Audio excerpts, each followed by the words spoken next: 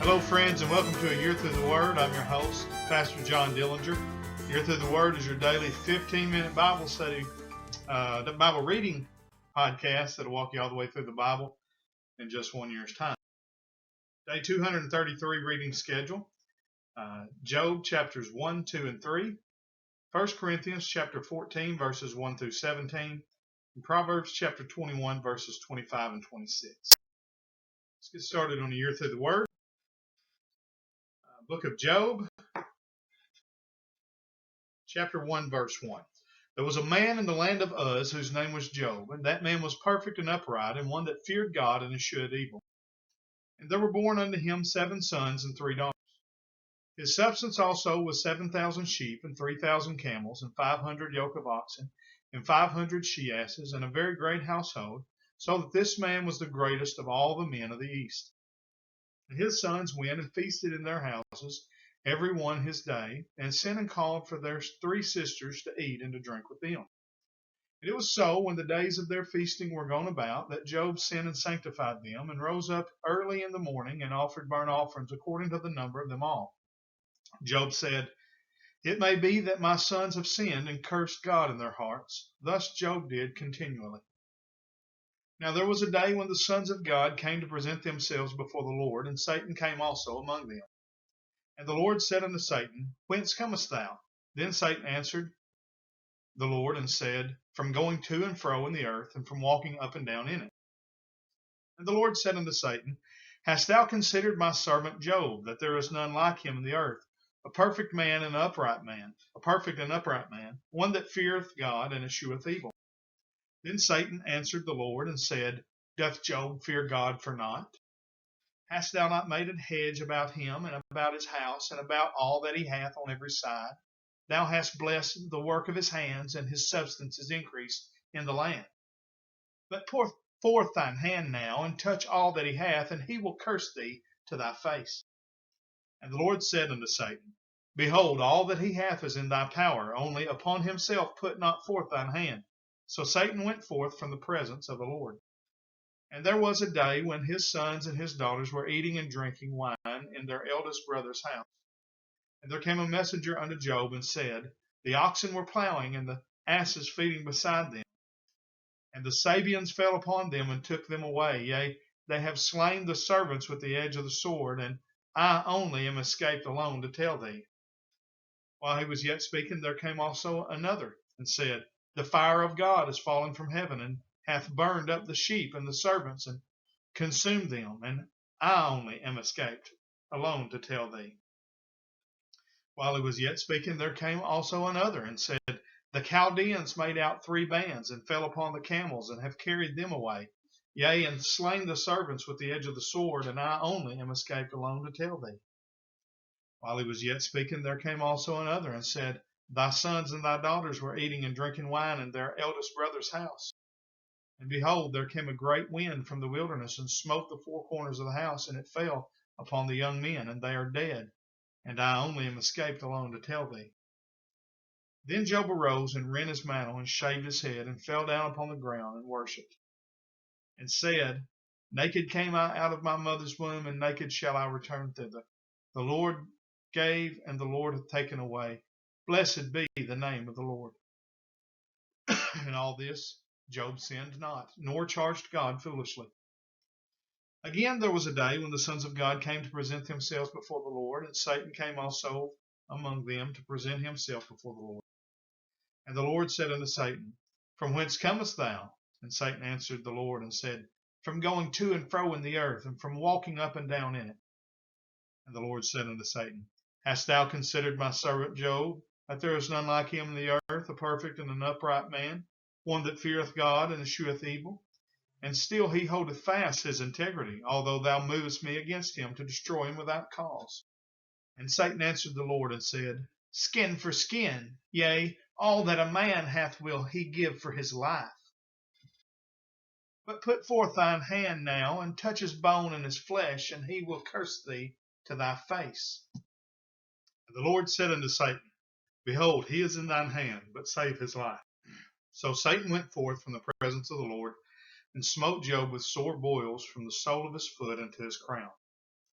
And he took him a potsherd to scrape himself withal, and he sat down among the ashes. Then said his wife unto him, Dost thou still retain thine integrity? Curse God and die. But he said unto her, Thou speakest as one of the foolish women speaketh. What? Shall we receive good at the hand of God, and shall we not receive evil? In all this did not Job sin with his lips. Now when Job's 3 friends heard of it, all this evil that was come upon him, they came every one from his own place. Eliphaz the Temanite, and Bildad the Shuhite, and Zophar the Naamathite. For they had made an appointment together to come to mourn with him and to comfort him.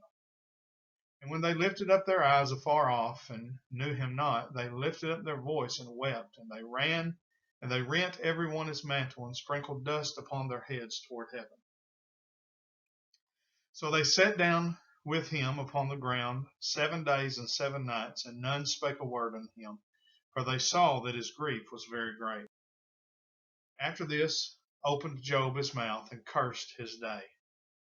And Job spake and said, Let the day perish wherein I was born, and the night in which it was said, There's a man-child conceived.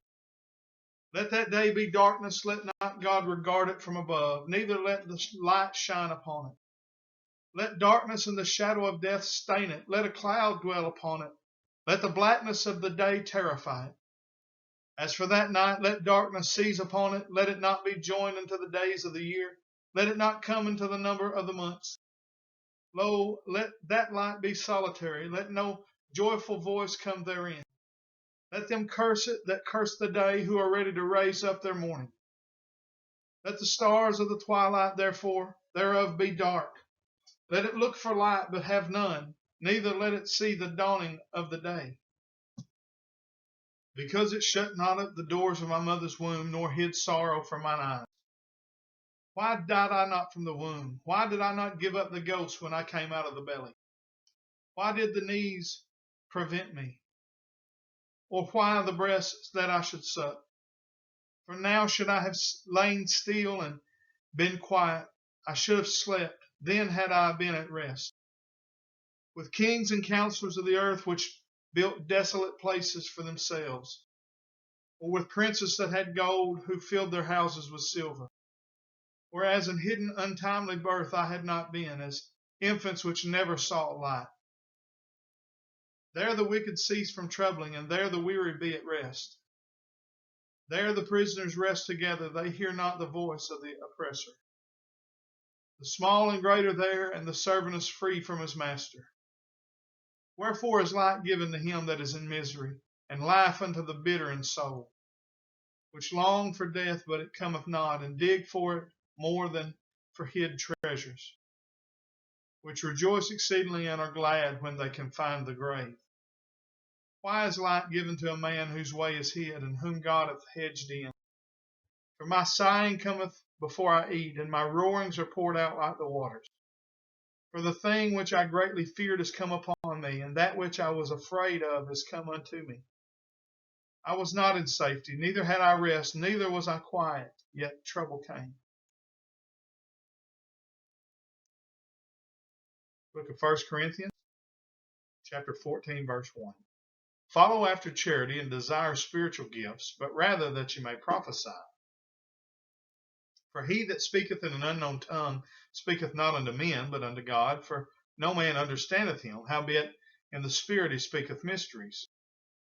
But he that prophesieth speaketh unto men to edification and exhortation and comfort. He that speaketh in an unknown tongue edifieth himself, but he that prophesieth edifieth the church. I would that ye all spake with tongues, but rather that ye prophesied. For greater is he that prophesieth than he that speaketh with tongues, except he interpret, that the church may receive edifying.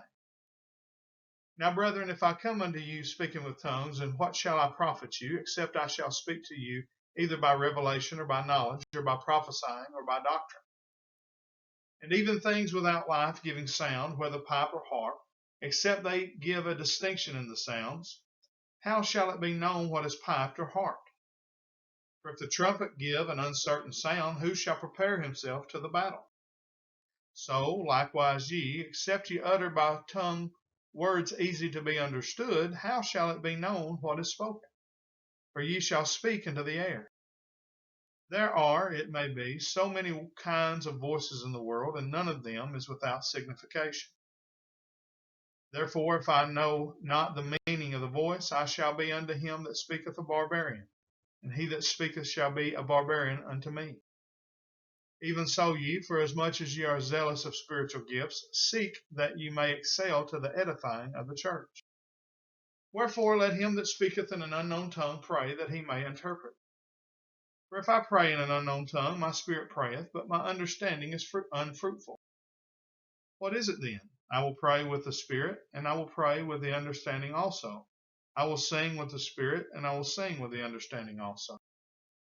Else when thou shalt bless with the spirit, how shall he that occupieth the room of the unlearned say amen at thy giving of thanks, seeing he understandeth not what thou sayest? For thou verily givest thanks well, but the other is not edified. Book of Proverbs, chapter 21, verse 25.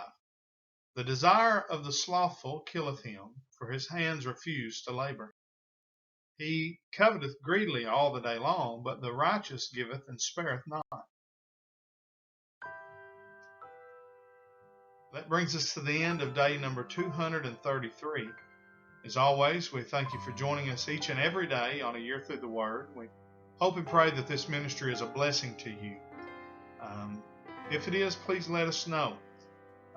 Like and share the video, leave us a comment, send us a message or a word of encouragement, and make sure that you share it with your friends and family in your everyday life. Until tomorrow, we say thank you for joining us on A Year Through the Word. God bless. Have a great day.